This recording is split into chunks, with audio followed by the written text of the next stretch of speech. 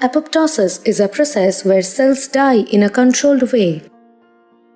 Initiator caspases are proteins that start this process.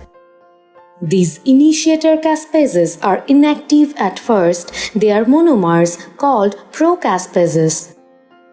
It contains a protease domain in its carboxy-terminal region and a small adaptor-binding domain near its amino-terminus. When an apoptotic signal triggers, adapter proteins come into action carrying multiple binding sites for the caspase amino-terminal domain. These adapter proteins bind to the initiator caspases. Binding to the adapters results in dimerization. This change leads to a cleavage of a specific site in their protease domain and also activation of the initiator caspases. Each protease domain is then rearranged into a large and small subunit. Executioner caspases are also present as dimer, but they are inactive.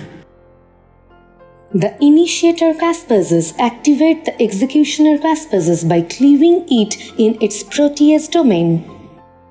So executioner caspase dimer undergoes a conformational change and it becomes activated. Once active, the executioner caspases cleave a variety of key proteins. This cutting leads to the programmed death of the cell.